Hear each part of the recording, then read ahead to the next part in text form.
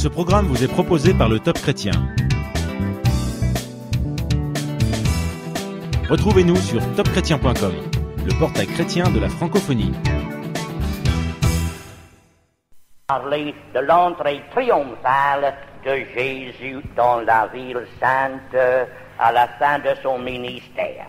Et je retiens juste une parole pour commencer. Voici ton roi vient à toi, plein de douceur et monté sur un âne, le petit d'une ânesse. Encore une fois, voici ton roi vient à toi, plein de douceur et monté sur un âne, le petit d'une ânesse. Tout d'abord, je vais vous parler de ce petit ânon, et après je laisserai l'ânon pour vous parler du Seigneur Jésus et ce qu'il veut et peut faire pour vous. Tout d'abord, c'est à remarquer que le prophétie disait, voici ton roi qui vient à toi, plein de douleur et monté sur un ânon, le petit d'une ânesse. Or, dans les temps anciens, c'était pas le coutume des rois d'Israël de monter sur les ânons. Ils montaient sur les mules ou sur les badauds, mais jamais sur les ânons. Et nous avons ici devant nous quelque chose d'extraordinaire, touchant un roi d'Israël, monté sur un ânon. Et tout d'abord, nous voyons dans cet ânon bien des choses, bien des caractéristiques qui aussi se trouvent dans notre nature à nous. Nous y viendrons tout à l'heure. Tout d'abord, remarquez que cet ânon était là, attaché à la muraille. Et Jésus dit, va chercher cet ânon, et si quelqu'un vous dit quelque chose, vous direz que le Seigneur en a besoin. Jésus avait besoin d'un petit ânon pour le conduire en triomphe dans la ville sainte. Et frères et sœurs, si jadis Jésus avait besoin d'un petit ânon, il a besoin de vous et de moi aujourd'hui. Si jadis, on dit cet ânon, le Seigneur en a besoin, le Seigneur a besoin des hommes et des femmes aujourd'hui pour le porter par le témoignage dans cette ville de Nice. Deuxièmement, cet ânon était racheté. Autrement, il ne serait pas en vie. Selon le chapitre 13 de l'Exode, le verset 13, c'est écrit, touchant un ânon, tu rachèteras avec un agneau tout premier-né de l'âne, et si tu ne le rachètes pas, tu lui rompras la nuque. Donc cet ânon était racheté, car Jésus ne pouvait pas se servir de quoi que ce soit qui n'était pas racheté. Et pour que Jésus s'en serve de vous, pour son témoignage et pour sa gloire, il faudrait que vous soyez rachetés. Et gloire à son nom, c'est lui qui a payé le prix pour avoir un peuple qui peut le servir parce que racheté. Troisième chose, cet ânon, tout en étant racheté, était attaché à la muraille. Or, un ânon attaché à une muraille ne peut servir à quoi que ce soit. Et Jésus a dit à ses apôtres, détachez-le et amenez-le moi. Or, dans cette salle, il y a bien des personnes qui veulent servir le Seigneur, qui sont rachetés et qui le savent, mais qui peut-être sont attachés à la muraille de leur chapelle ou de leur église. Eh bien, nous sommes là, comme Jésus a envoyé ses apôtres, pour vous détacher et pour vous amener au Seigneur Jésus, afin que vous puissiez le servir dans la liberté glorieuse de l'Esprit Saint.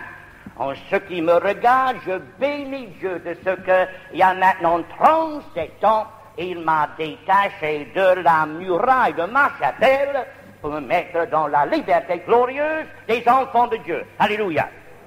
Après cela, cet anneau était dompté par la présence de Jésus. Et les rouages qui étaient caractéristiques de sa nature ne sont pas présentés parce que sur lui, il y avait son Créateur. Il était dompté par le Seigneur. Et frères et sœurs, pour que Dieu s'en serve nous, il faut que notre nature humaine, avec sa fierté, avec son orgueil, soit domptée. Et alors le Seigneur peut s'en servir nous pour sa gloire.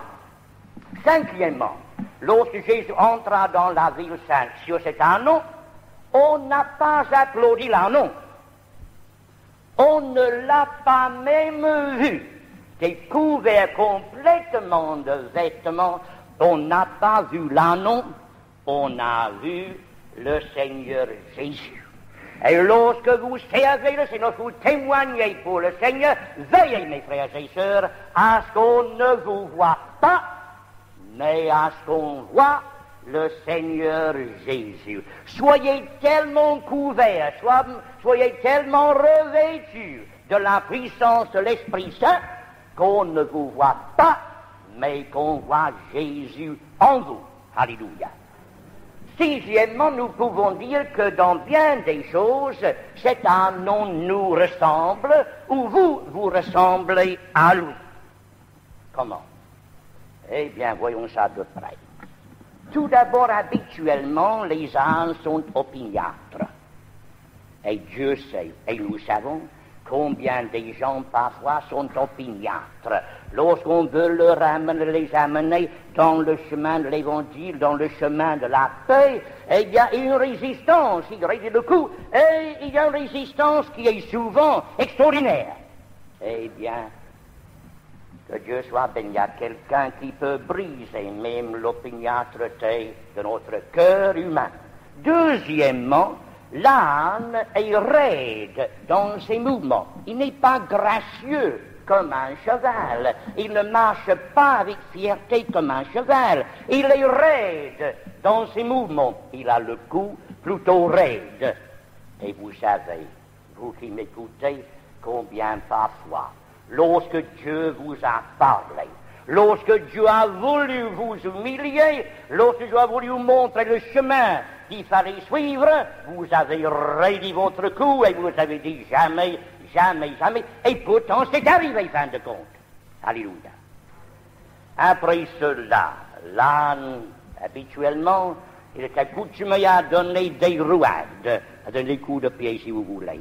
Et vous qui êtes chrétiens, qui vivez dans ce monde, qui traversez ce monde, vous savez combien le monde est prêt à vous donner des coups de pied, sinon les coups de langue, l'un des deux. Mais le chrétien est assujetti à cela parce qu'il est entouré des gens qui aiment le persécuter parce qu'il porte le Seigneur Jésus. Et finalement, peut-on dire que pour un petit anon, c'est une vraie bête de somme. Il est toujours là pour porter les fardeaux de toute espèce. Vous qui avez vécu en Algérie, vous n'avez jamais vu ces petits anneaux avec des fardeaux de chaque côté et notre Ahmed qui est là assis sur les fardeaux. Vous n'avez jamais vu ça? Ah oui, nous avons vu ça, mes frères, et nous savons que notre petit anon est une bête de somme. Un fardeau de chaque côté, notre Ahmed assis sur les fardeaux, et sa femme qui traîne à côté, un enfant sur le bras, et l'autre qui traîne derrière. Voilà, la vie d'Algérie. Bon. Maintenant, frères et sœurs, il y a quelque chose de plus. C'est que l'âne, au moins, est humble.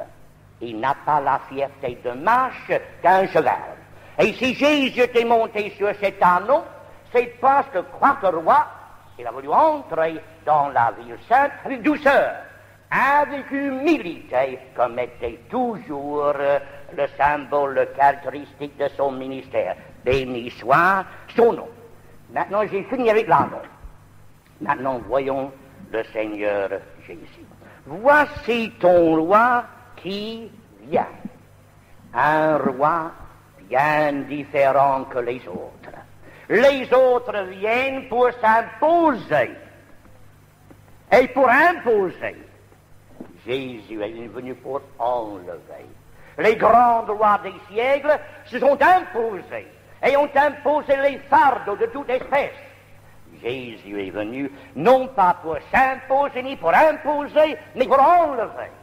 N'a-t-il pas dit, venez à moi, vous tous qui êtes fatigués et chargés, et je vous délivrerai de vos fardeaux, je vous donnerai du repos. Oui, Jésus était un roi, pas comme les autres.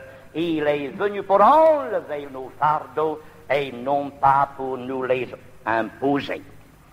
Après cela, nous pouvons dire de Jésus, différent que les autres rois, il est venu non pas pour être servi, mais pour servir.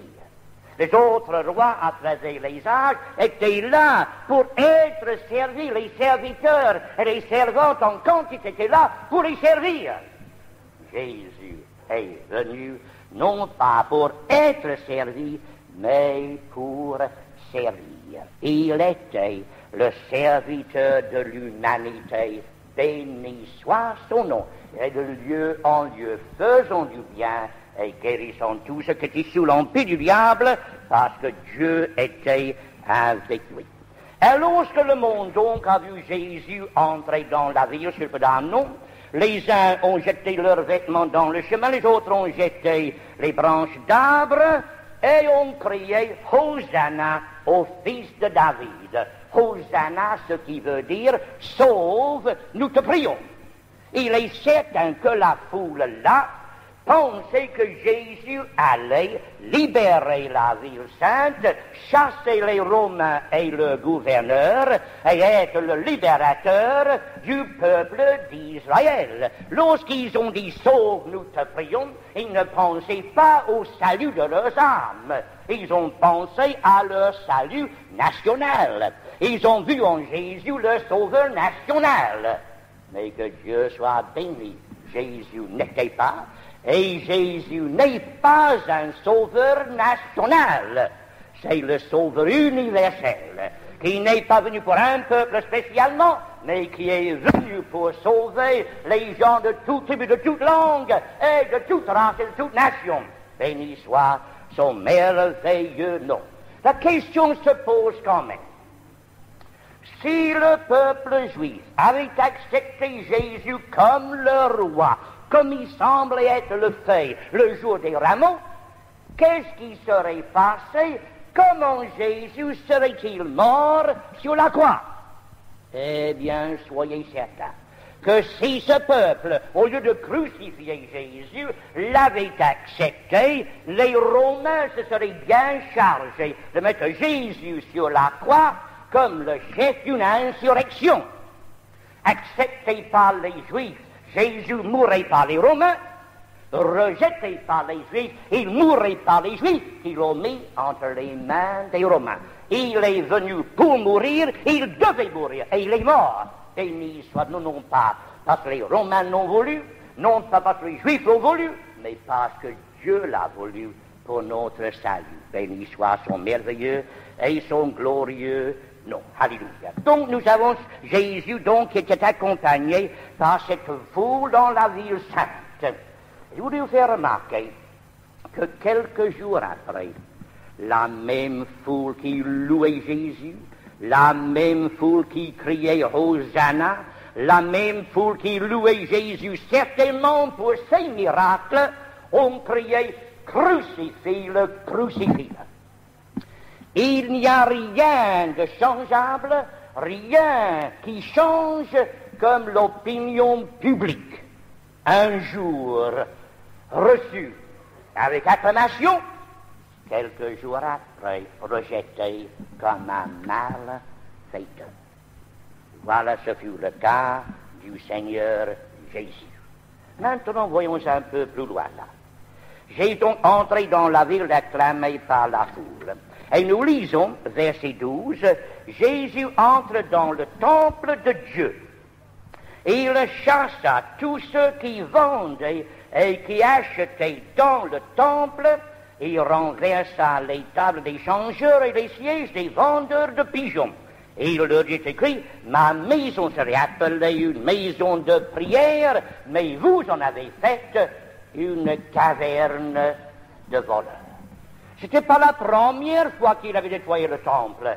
Il avait nettoyé dans le chapitre 2 de Jean, au commencement de son ministère. Il avait chassé les taureaux et les agneaux et tout ça la première fois. Il avait renversé les tables échangeurs de l'argent la première fois. Mais ils sont revenus petit à petit et ils ont repris leur place dans le sanctuaire pour acheter et pour vendre les choses nécessaires pour la Pâque et pour changer l'argent de ceux qui venaient de près et de loin.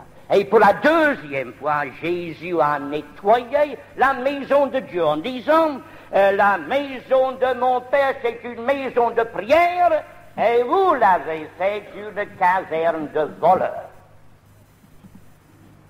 À mon humble opinion, si Jésus revenait dans bien des lieux de pèlerinage aujourd'hui, il fera exactement la même chose. Il chassera les vendeurs d'images et de reliques et que sais-je, en disant exactement la même chose. Vous avez fait de cette maison, une caverne de voleurs. Il y a tellement d'endroits où on trafique avec des choses soi-disant saintes, et cela pour gagner un petit peu de cela. Eh bien, Jésus a nettoyé le temple et n'a pas voulu que l'on vende et qu'on achète dans ce temple. Alléluia. Gloire à son nom. Après cela, nous lisons dans le verset 40. Après avoir nettoyé ce temple, le verset 14 plutôt, les aveugles et les boiteux simples, celui dans le temple, il les guérit. Jésus savait que la croix n'était distante que de quelques heures. Il savait que dans quelques heures, il sera là, crucifié sur cette croix. Il avait quand même le temps de guérir ces aveugles et de guérir ces boiteux et ces malades dans le temple, tout en ayant au-dessus de lui l'ombre de la croix qui planait. Jésus pensait toujours aux autres, jamais à lui-même. Il a guéri les aveugles parce qu'il était venu pour guérir les aveugles. Mais autrement, il les a guéris de par son compassion, de par son amour et de par le ministère que Dieu l'avait accordé. Donc, quelques heures avant sa mort, Jésus était là pour guérir la foule des malades qui est allée vers lui pour être guéri. Béni soit son nom. Après cela, nous allons tourner pour compléter la scène au chapitre 19, je crois, de Luc. Oui, Luc chapitre 19, et nous avons là le verset 39, où les sacrificateurs, entendant les gens qui louaient Jésus, ont dit, quelques-uns au milieu de la foule dirent à Jésus, Maître, reprends tes disciples.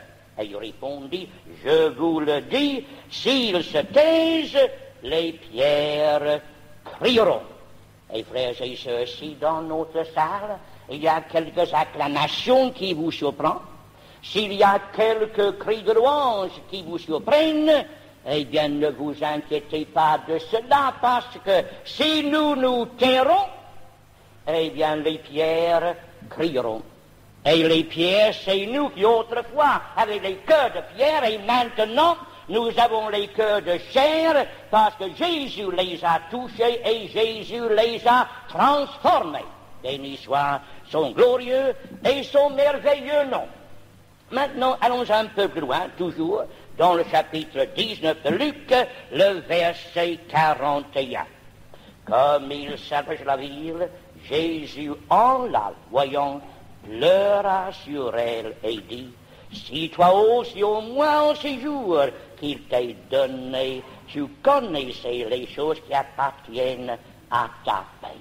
À cette ville avait devant elle le Fils éternel de Dieu, le Sauveur du monde, le Rédempteur de l'humanité, mais ils ne l'ont pas compris.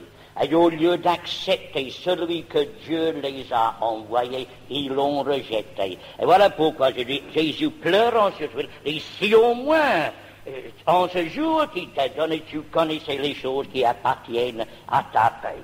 Alors le verset 44, verset infiniment triste.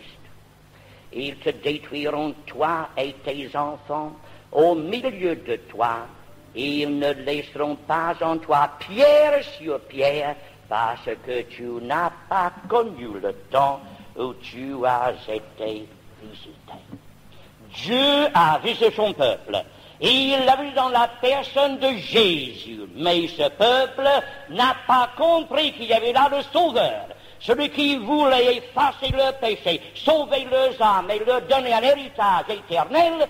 Ce peuple ayant devant Jésus le Sauveur, le Rédempteur, l'ont rejeté. Ayant le rejetant, ils ont appelé sur leur tête un jugement. Je ne dis pas que cela, c'est pour l'avenir, mais un jugement qui a dispersé cette nation de par les quatre coins de la terre. Comme Jésus a dit, tu n'as pas compris le jour où tu as été visité. Frères et sœurs, je dis, sans peur d'être contredite, il y a des moments dans la vie où Dieu visite, soit une ville, soit une famille, soit une personne. Il y a des moments où Jésus passe. Il y a des moments où Dieu visite. Et c'est à nous de savoir comment saisir ces moments pour notre salut éternel et de ne pas être parmi ceux qui rejettent et qui ne saisissent pas ces moments pour leur perte éternelle. En ce qui me concerne, je sais bien qu'il y avait à 3 reprises dans ma vie que Dieu m'a visité. 3 reprises où Dieu m'a appelé, il m'a demandé, non pas mon cœur seulement, mais mon âme et ma vie. Et je n'hésite pas à dire, si la 3e fois je n'avais pas dit oui à Dieu, je serais aujourd'hui certainement dans une éternité perdue, tuée dans la dernière guerre mondiale. Frères et sœurs, il y a des moments où Dieu visite. Des moments où Jésus passe.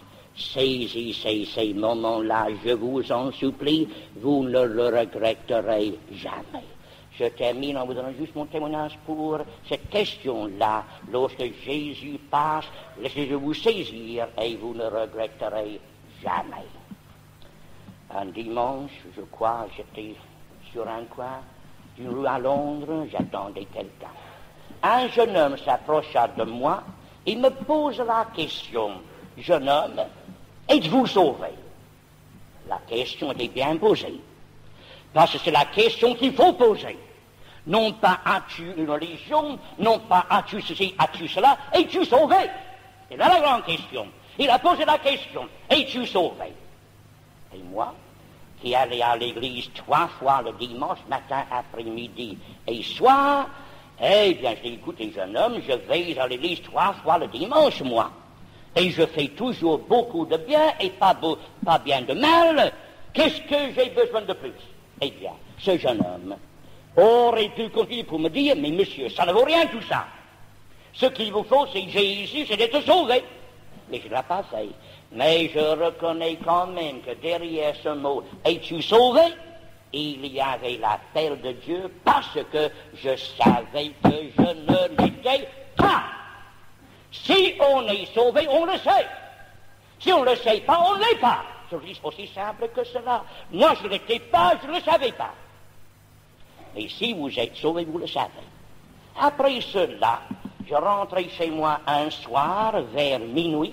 On a une mission spéciale dans la ville pour ceux qui fréquentaient les cafés et qui buvaient. Je ne fréquentais pas les cafés, je ne buvais pas, mais je rentrais chez moi à 7 heures tardive. Je me suis dit, quoi? Une église ouverte à minuit, il faut que je vois ça. Je suis entré pour voir cette église ouverte à minuit. Et j'ai entendu une prédication qui était vraiment comme il fallait, vraiment sur la croix. Et j'étais touché dans mon cœur. Je me suis dit, vraiment, Dieu est là, vraiment, il y a là quelque chose que je ne comprends pas, mais Dieu est là. Mais voyez-vous, si ces gens avaient fait un appel comme nous faisons dans notre salle, ce soir-là, je serais sauvé. Mais au lieu de dire, tous ceux qui veulent être sauvés, levez-vous, j'avais assez de courage pour me lever à l'avant, ils ont commencé par un chemin un peu détourné. Ah, mes frères et sœurs, n'allez jamais par les chemins détournés en faisant un appel. que ce soit net et clair. Et ils ont dit maintenant, tous ceux qui sont sauvés se lèvent. J'ai regardé, et j'ai vu à peu près 150 personnes se lever comme ça. Oh, je me suis dit, ceux-là savent qu'ils sont sauvés. Alors, ça m'a troublé ça. Mais après, j'ai vu d'autres personnes se lever un peu doucement, sans beaucoup de bruit, un peu ici, un peu là, un peu là, un peu là, jusqu'à ce que tout le monde était debout, sauf moi, et une femme à côté de moi. Je me suis dit, si je me lève, elle va se lever. Alors, je dis, non, il faut être honnête. Je ne suis pas sauvé, je ne peux pas le faire, donc je suis resté assis. Mais personne n'est venu me demander si je voulais être sauvé, et je voulais. Il est certain, ce jour-là, si on avait dit, ceux qui veulent le Seigneur, levez-vous et venez en avant, vous seriez allés à double pas. Mais c'était Dieu quand même qui me visitait. J'ai manqué son appel. Heureusement qu'il y avait une troisième fois. Alléluia. Cette fois-là, ce sera sur le coin d'une rue à Londres. Il y avait là, chaque jeudi midi, un groupe de jeunes gens.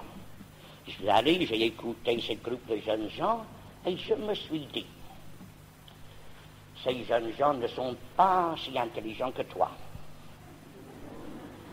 Et ils n'ont pas ce que tu as dans la vie. Parce que j'ai vu qu'ils étaient habillés un peu moins bien que moi. J'ai regardé, j'ai observé bien d'autres choses. Je me suis dit, non. Ils n'ont pas ce que tu as comme argent. Ils n'ont pas ce que tu as comme intelligence. Ils n'ont pas ce que tu as dans la vie. Mais ils ont quelque chose que tu n'as pas. Voilà ce que j'ai compris. Et lorsqu'ils ont parlé du salut et d'accepter Jésus comme mon sauveur, et bien ce jour-là, je n'ai pas manqué à l'appel. Et là, à ce coin de rue, j'ai trouvé Dieu et Dieu m'a trouvé. Dieu m'a visité et il m'a trouvé là. Oh, c'était pas seulement une question de dire, Seigneur, je t'accepte comme sauveur. Il y a un contrat de me donner au Seigneur pour la vie et pour l'éternité. Alléluia. Alors, à ce coin de rue-là, Jésus m'a visité, Jésus m'a sauvé. Alléluia. Mais j'ai dit tout à l'heure, j'avais un peu d'intelligence en ce temps-là, et j'ai bien compris qu'une fois sauvé, il me fallait nourrir cette vie nouvelle que j'avais reçue. Et j'ai bien compris d'aller mettre cette nouvelle chaleur que j'avais dans mon cœur, dans les réfrigérateurs ecclésiastiques qu'il y avait dans la ville, que ça n'irait pas du tout. Alors je dis, Seigneur, dirige-moi, visite-moi, conduis-moi, où je trouverai la vraie foi, où je trouverai une église chaude et vivante. Est-ce que vous savez où il m'a amené? À la Pentecôte, alléluia. Et j'y suis, et j'y reste. Parce que c'est là vraiment que Dieu m'a visité et que Dieu m'a trouvé béni. Donc, j'ai demandé pendant 4 semaines, Seigneur, dirige-moi et montre-moi où je devais aller. Je sortais donc le matin, je parcourais la ville en laissant Dieu me diriger. Et à la fin, il m'a dirigé dans une rue. Et dans cette rue, il y avait 4 assemblées chrétiennes. Et j'ai écouté le chant. Et je me suis dit, comme on a dit certainement de vous, ces gens-là chantent comme s'ils comprennent et qu'ils expérimentent ce qu'ils chantent.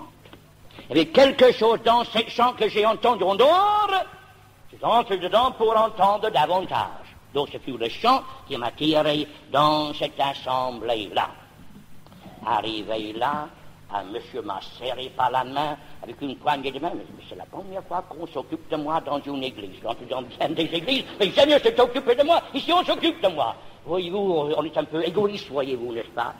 On s'occupe de moi. Donc, on s'est occupé de moi. On me donnait une place, un cantique, on m'a expliqué tout cela, et je me sentis vraiment à mon aise. Mais, ici, le monsieur qui m'a reçu à la porte, C'était un représentant qui passait souvent dans notre bureau. Et j'ai remarqué cet homme pour son intégrité, pour son honnêteté en toutes choses. Ne sachant pas ce qu'il était, sa vie avait déjà parlé à mon cœur d'homme d'affaires. Alors, lorsque je me trouvais dans cette assemblée, je me suis dit, s'il est là, c'est bon.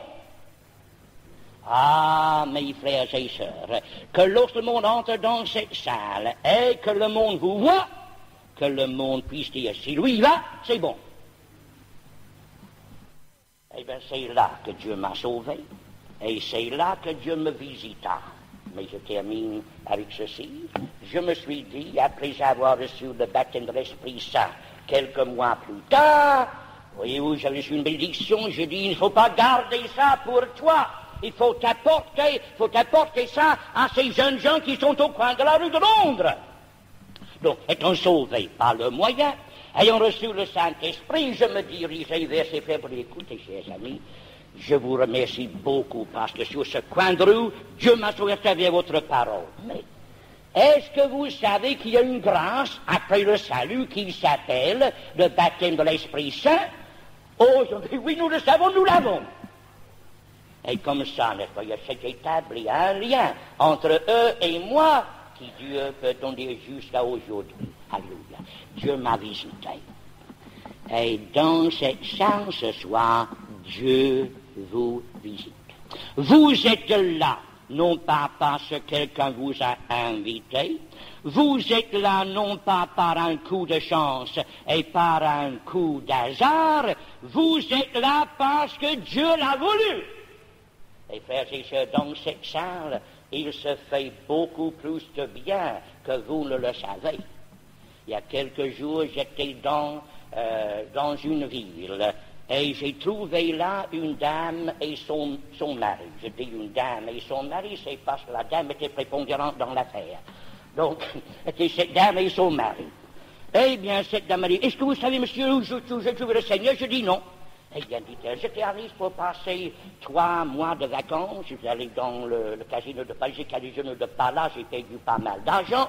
Et je me suis dit, aujourd'hui, je vais me promener un petit peu. Et je me suis promené dans le boulevard Cimier. Et j'ai entendu quelqu'un chanter là, je vais entrer pour voir ce que c'est. Je suis entré. Et cette femme-là était sauvée la première fois qu'elle est entrée dans cette salle ici à Nice. Elle habite maintenant dans une ville qui s'appelle Dieu-le-Fit. Mais elle est dans le quartier Dieu-le-Fait. Alléluia. C'est beaucoup mieux d'être avec Dieu-le-Fait que Dieu-le-Fit. Donc, cette femme, et je vous prie de croire que c'est une chrétienne d'élite. Voyez-vous, frères et sœurs, dans cette salle, il se fait beaucoup plus de bien que vous le pensez. C'est un lieu où Dieu visite son peuple. Et c'est là qu'il veut et peut vous visiter aujourd'hui à la gloire de son nom. Voici ton roi qui vient, Jésus, le Fils éternel de Dieu.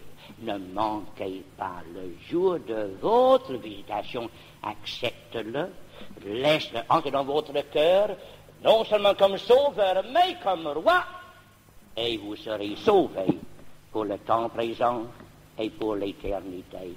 Amen. Fermons nos yeux, baissons nos têtes, élevons nos cœurs vers le Seigneur.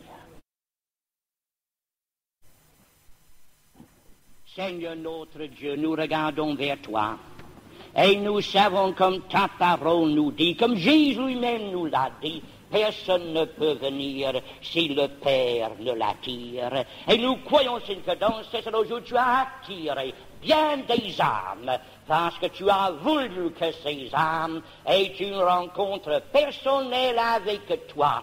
Tu as voulu que ces âmes comprennent le jour où tu les as visitées pour leur salut, pour le bien, pour leur guérison et pour leur rédemption. Ô Seigneur, toi qui se manifestas jadis dans la ville sainte comme le roi souverain, Et quelques jours plus tard, comme le Sauveur, manifeste-toi dans cette salle, soit comme le Sauveur tout d'abord, et ensuite comme le roi souverain pour régner et pour dominer dans les cœurs, Seigneur. Il y a bien des opprimés dans cette salle, bien des gens qui portent les fardeaux, bien de ceux qui ont besoin d'une parole de délivrance de ta part, et bien de ceux qui ont besoin du pardon de leurs péchés. Ô Jésus, je t'en supplie, manifeste-toi, sauve, pour la gloire de ton nom. Oui, nous te disons Hosanna, Seigneur. Sauve, nous te prions, aujourd'hui dans cette salle, au nom de Jésus. Amen.